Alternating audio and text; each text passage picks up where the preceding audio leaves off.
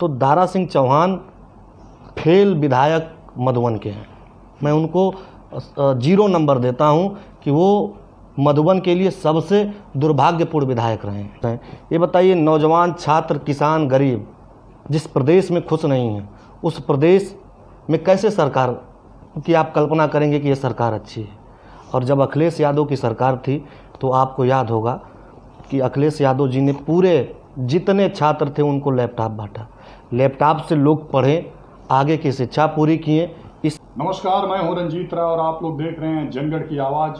महात्मा गांधी विश्वविद्यालय के अध्यक्ष रहे राहुल दुबे जी हमारे साथ मौजूद हैं। इनसे छात्र राजनीति से लेकर के आज के राजनीतिक परिवेश पे चर्चा होगी। आप लोग उसे ध्यान से सुनिएगा।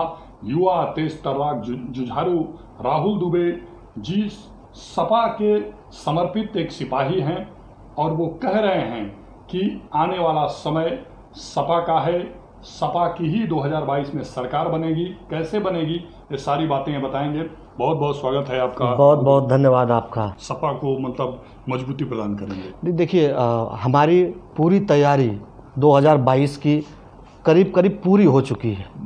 अब मैं आपको बता दूं कि 2022 में सपा सरकार इसलिए 2022 में उत्तर प्रदेश में आ रही है क्योंकि जब से भाजपा की सरकार बनी है, ना तो इस सरकार में छात्रों का विकास हुआ है, ना नौजवानों को रोज़गार मिला है, ना गरीबों को उनको सहायता मिली है, ना किसान इस सरकार में खुश। सरकार ने क्या दिया छात्रों? जब अखिलेश जी की सरकार थी उन्होंने गरीबों के लिए काम किया। जब अखिलेश यादव जी की सरकार थी तो उन्होंने किसानों के लिए काम किया। जब अखिलेश जी की सरकार थी तो उन्होंने इस प्रदेश का सबसे बड़ा प्रोजेक्ट आगरा लखनऊ एक्सप्रेसवे बहुत ही कम समय में, कम महीनों में बना के उत्तर प्रदेश को दिया। लखनऊ जैसे शहर में मेट्रो चलवाई, वो अखिलेश यादव जी की देन थी। इस सरकार को आप एक तरीके से हाँकिएगा कि जो अखिलेश जी का काम है उसी का फीता ये अब तक 4.5 सालों में काट रहे हैं और अखिलेश जी के ही काम को अपना काम बता रहे हैं। तो जाहिर सी बात है, जनता परेशान है, पब्लिक में रोष है, पब्लिक इंतज़ार कर रही है। हर समाज, हर वर्ग के लोग इंतज़ार कर रहे हैं कि जिस दिन हमको बटन दबाने का मौका मिलेगा, हम अखिलेश यादव को दोबारा उत्तर प्रदेश का मुख्यमंत्री बनाएंगे। अच्छा, ये राजनीति में आरक्षण, राजनीति में जातिवाद की जो भावना है, इसके प्रति आप कहाँ तक सहमत हैं? ये देखिए, पहले तो मैं बता दूं कि जो राजनीति में आरक्षण और जातिवाद की चीज़ें हैं, ये सरासर भाजपा इसको कर रही है। अखिलेश यादव एक पढ़े लिखे नेता हैं, उनकी शिक्षा दीक्षा विदेशों में हुई है, तो वो इंसान बहुत जातिवादी पर भरोसा नहीं रखते हैं। उन्होंने, आपने देखा कि उत्तर प्रदेश में जो सबसे बड़ी जगह होती है विधानसभा अध्यक्ष की, हमारे श्री माता प्रसाद पांडे जी को विधानसभा अध्यक्ष बनाया, तो वो तो जातिवादी नहीं हुए। तो ये चीज़ें भाजपा तुष्टीकरण की राजनीति करती है, जाति की राजनीति करती है, धर्म की राजनीति करती है। इनका सबसे स्पेशल मुद्दा होता है धर्म की मुद्दा। हिंदू, मुस्लिम, पाकिस्तान, भारत, ये भारतीय जनता पार्टी के एजेंडे होते हैं। आप इनसे काम के बारे में पूछिए, ये आपको हिंदुस्तान पाकिस्तान में उलझा देंगे। आप इनसे रोज़गार मांगिए, ये आपको मंदिर मस्जिद में लटका देंगे। इनसे आप कहिए कि किसानों की बात करिए तो ये आपको लटका देंगे धर्म पे, ये आपको लटका देंगे जाति पे। तो भारतीय जनता पार्टी का ये स्पेशल जो इनकी ये टॉपिक होती है कि आप जनता को फंसाए रखिए ताकि जनता आपसे कोई सवाल ना कर सके। तो जब से ये सरकार चल रही है योगी आदित्यनाथ जी की, एक तो मुख्यमंत्री का भाषा देखिए, आप अपने प्रदेश के मुखिया की भाषा देखिए। उतने बड़े पद पे बैठा हुआ आदमी किस तरह की भाषा का यूज़ करता है। ठोक देंगे सदन में बोले थे योगी आदित्यनाथ जी कि ठोक देंगे, जो जिस भाषा में समझेगा उसको उस भाषा में समझाएंगे। तो ये कहाँ की भाषा है? आप एक बड़े प्रदेश के, भारत के बड़े प्रदेश के आप मुख्यमंत्री हैं, आपको भाषा से पता चलता है कि आप कितने पढ़े लिखे हैं, आपका सोच कैसा है, आपका नज़रिया कैसा है। कहा जाता है कि जब सत्ता में नहीं रहती है कोई पार्टी तो वो जो सत्ता में रहती है उस पर आरोप लगाती है, और जब सत्ता में आती है तो उसी चीज़ को भूल जाती है। जी देखिए, आपकी ये बात सही है, लेकिन मैं जब से राजनीति कर रहा हूँ, मैं अखिलेश यादव जी को देखता हूँ कि जब वो सत्ता में थे तब भी जनता का विकास किए हैं, और जब सत्ता में नहीं हैं तब जनता की जो असल मुद्दे हैं उनकी लड़ाई के लिए हमेशा लड़ते हैं, हमेशा सरकार पे दबाव बनाते हैं। अब सरकार करे न करे ये सरकार के ऊपर है, लेकिन जिस दिन अखिलेश यादव जी सरकार में आएंगे उस दिन जितना उन्होंने जनता को ये भाजपा सरकार ने तकलीफ दिया है, जिस दिन अखिलेश यादव जी गद्दी पे बैठेंगे उत्तर प्रदेश के, जनता खुशहाल रहेगी। 2022 के विधानसभा चुनाव में आपकी क्या तैयारी है? आप क्या चुनाव लड़ेंगे? जी देखिए, ये फैसला राष्ट्रीय अध्यक्ष जी का है। अगर वो मौका देंगे लड़ने का तो मैं जनता का सेवा जरूर करूंगा। अच्छा, जो मधुबन विधानसभा है वो बाढ़ग्रस्त एरिया है जी। और अभी कल ही सपा के राष्ट्रीय सचिव राजीव जी ने वहां जाकर के लोगों में राशन बांटा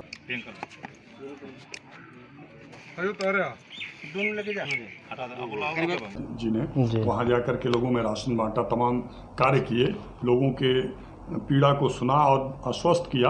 राजीव राय जी हमेशा अपने लोकसभा में एक बेहतर कार्य करते हैं। तो आप वहाँ के ही मधुबन विधानसभा के कैबिनेट मंत्री हैं सरकार के दारा चौहान जी, तो उनके बारे में क्या कहना चाहेंगे? उनकी जिम्मेदारी नहीं है? उनके बारे में मैं क्या कह सकता हूँ, जो वो चाहें तो मऊ की सूरत बदल सकते हैं। एक विधानसभा छोटी चीज़ है कैबिनेट मंत्री के लिए। उनको पता ही नहीं कि वो उस विधानसभा के हैं। एक तो उनकी पैराशूट लैंडिंग मधुबन के लिए, मधुबन को उन्होंने न जाना है, न परखा है, न देखा है पूरे मधुबन को। आप चले जाइए, कमर के बराबर गड्ढे हैं सड़क पे, पूरा जो बाढ़ ग्रसित क्षेत्र है मधुबन का, तो लोगों की मकानें चली गई, लेकिन वहाँ के विधायक का पता नहीं। वहाँ का विधायक आता ही नहीं है मधुबन में। तो ये बताइए जनता किसके पास जाएगी? जनता इसीलिए ना उनको चुनी है कि आप एक यहाँ के जनप्रतिनिधि हैं। हमको जो तकलीफ होगी हम आपके पास जाएंगे। जब वो रहेंगे ही नहीं तो जनता किसके पास? प्रतिनिधि के भरोसे क्षेत्र नहीं चलता है। जब मधुबन में क्या मतलब, मधुबन में जातीय राजनीति होगी कि विकास का मुद्दा होगा इस बार 2022? नहीं, देखिए, मधुबन में विकास की राजनीति होगी।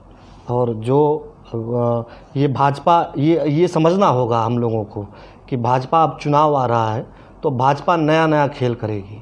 जितना खेल उसको आता है, सारे खेल, धर्म के, जाति के और हमको आपको लड़ाने के, मजहब के खेल, ये सारा खेल भाजपा अब करने जा रही है और करेगी।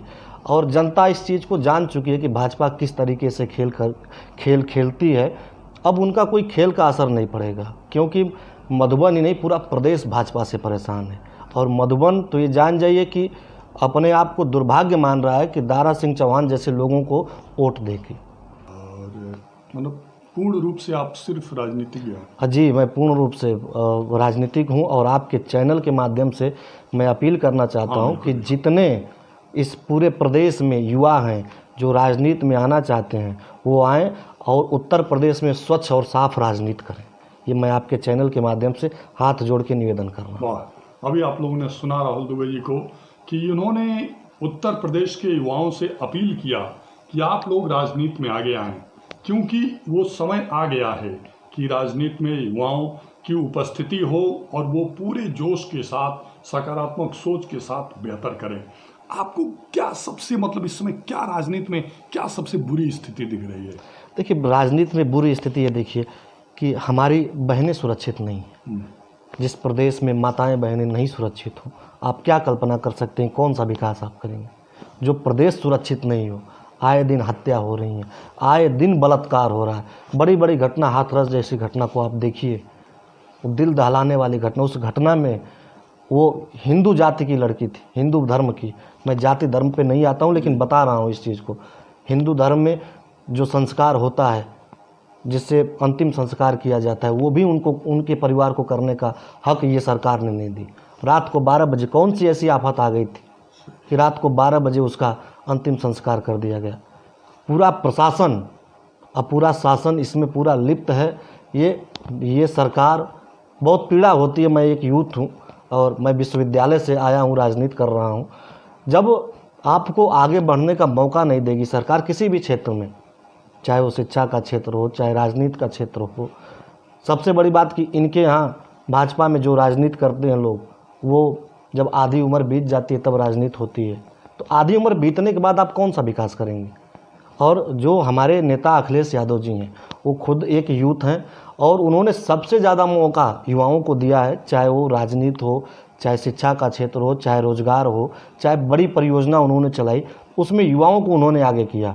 युवा दौड़ने की क्षमता रखता है, जब युवा चलेगा वो मेहनत भी जो आधी उम्र के अधिक लोग हैं उनसे अधिक मेहनत करेगा, उनसे अधिक ऊर्जा है, उनसे अधिक सोच है। अनुभव को मैं कम मान सकता हूं कि हो सकता है कि अनुभव उम्र वाले से कम हो, लेकिन वो अनुभव धीरे धीरे जब काम करता है तो ले लेता है। तो इस सरकार की सबसे बड़ी कमियां तो यही सब है कि पूरे 4.5 साल में बस जनता को एक झुंझुना पकड़ा दिया। अगर आप कोई सवाल करें तो इनका एक नया तरीका होता है कि उसको किसी तरह से डाइवर्ट कर दें ताकि आपका ध्यान उससे मुद्दे से हट जाए, आप वो सवाल सरकार से ना कर सकें। विपक्ष का सबसे बड़ा काम होता है सवाल उठाना, लेकिन इस सरकार ने विपक्ष को एकदम दबा दिया। आज हम लोग समाजवादी पार्टी के लोग हैं, हम लोग कोई सरकार से सवाल करते हैं तो सरकार एकदम झन्ना जाती है, चाहे किसी मुद्दे पे। वो आपके ऊपर फर्जी मुकदमा लाद देगी, आपके ऊपर झूठे आरोपों से आपको परेशान कर देगी। अब तो ये सरकार बहुत सारी चीज़ें चल रही हैं कि आपका घर गिरा देंगे, आपके व्यवसाय को प्रभावित कर देंगे। इस सरकार का नया फार्मूला है कि आप कुछ भी करें, आपके यहाँ एक नोटिस जाएगी, आपके सारे चीज़ों को सरकार जब्त करने का काम करे। मतलब पूर्ण रूप से तानाशाह ये योगी जी की भी सरकार और देश में चल रही है मोदी जी की भी सरकार।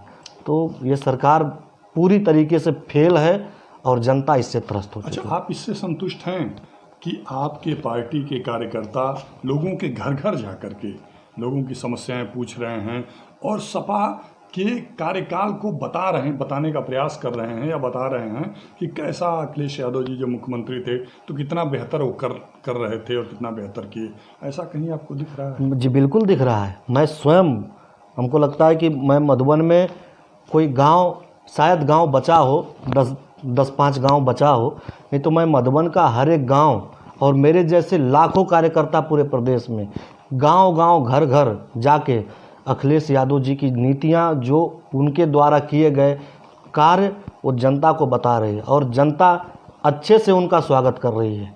जनता सुन भी रही है, जनता ये कह रही है कि हमसे गलती हुई थी भाजपा को वोट देके, और जनता 2022 में अखिलेश जी को दोबारा मुख्यमंत्री बनाने जा रही है। आपका जो है राजनीति में आने का जो है रुझान, मानो ये जिज्ञासा आपको कहाँ से हुई? कि मेरी पूरी शिक्षा दीक्षा बनारस में हुई है, काशी में हुई है, और मेरा इंटर राजकीय क्वींस इंटर कॉलेज से मैं बनारस से किया हूँ। इंटर करने के बाद जब मेरा दाखिला विश्वविद्यालय में हुआ, एक तो विश्वविद्यालय सबका सपना होता है कि हर लड़का विश्वविद्यालय में पढ़े, विश्वविद्यालय बहुत बड़ी संस्था होती है।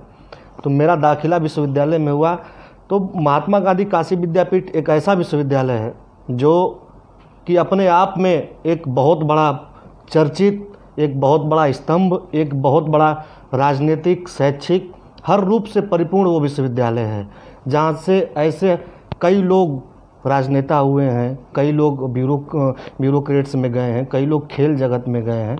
तो वो विश्वविद्यालय से जब मेरा एडमिशन हुआ तो मेरे छात्र राजनीति की शुरुआत करीब 3 साल के संघर्ष के बाद मैंने 2017 में विश्वविद्यालय छात्र संघ का अध्यक्ष मैं निर्वाचित हुआ, और उसके बाद से मैं लगातार अखिलेश यादव जी के नेतृत्व में अपने विधानसभा मधुबन और बनारस, चाहे उपचुनाव की जितनी जिम्मेदारियां हमको दी गई, लगातार 3-4 सालों से उस पर कड़ी मेहनत कर रहा हूं। आपके राजनीतिक गुरु कौन है? देखिए, हमारे पिताजी कई बार ग्राम सभा के प्रधान भी रहे हैं, और हमारे चाचा श्री रामविलास दुबे जी समाज सेवी हैं, वो एक डिग्री कॉलेज के प्रबंधक भी हैं।